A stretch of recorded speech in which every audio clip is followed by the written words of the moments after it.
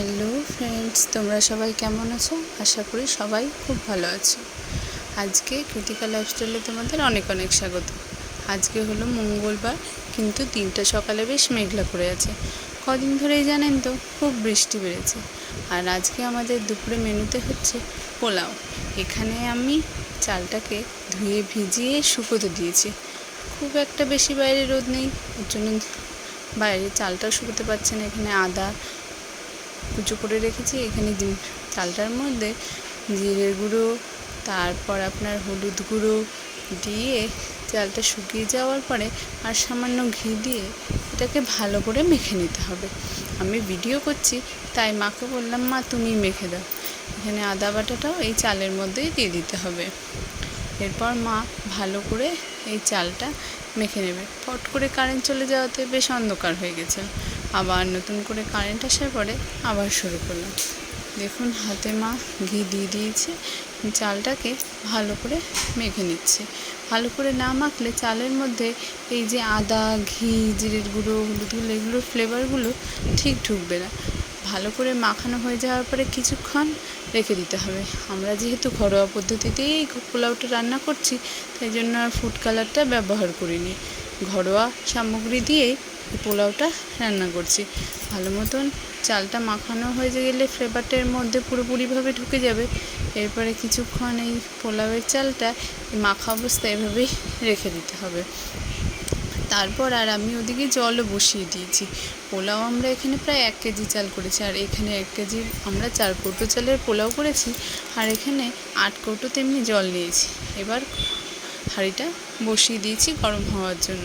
আলাদা করে আর ভাজিনি, একবারে হাঁড়িতেই করেছি। এবারে সাদা তেল দিয়ে দিয়েছি, তার মধ্যে দিয়েছি বেশ খানিকটা ঘি। ঘি পোলাওয়ে যদি না পড়ে পোলাও কি খেতে ভালো লাগে? একটু সামান্য গরম হয়েছে, ঘি তো বেশি গরম করলে পুড়ে যাবে আর খেতেও স্বাদটা নষ্ট হয়ে যাবে। এর মধ্যে দিয়ে দিলাম গোটা গরম মশলা।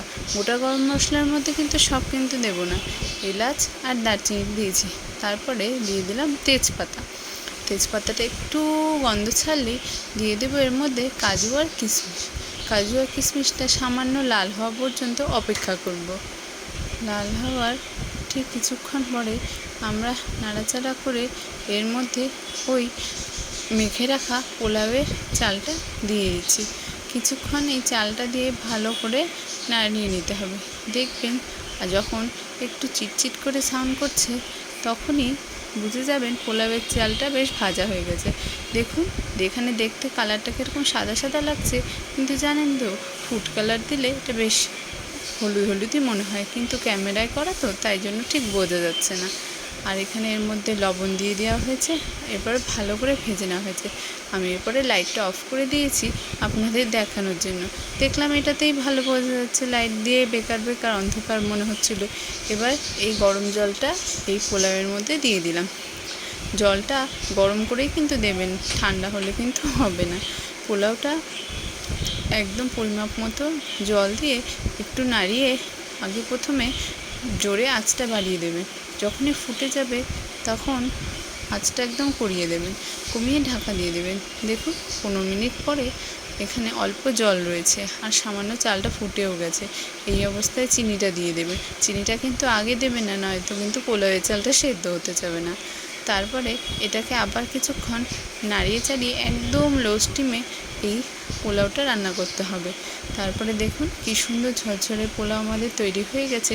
10 মিনিট দমে থাকার পরেই রেডি।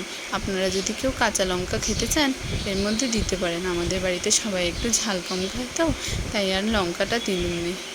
এরপরে যদি ভিডিওটা ভালো লেগে থাকে প্লিজ আমার চ্যানেলটা সাবস্ক্রাইব করে পাশে থাকবেন। নতুন রান্নার ভিডিও পেতে হলে আমার ভিডিওটাতে please like, comment and share করে দেবেন।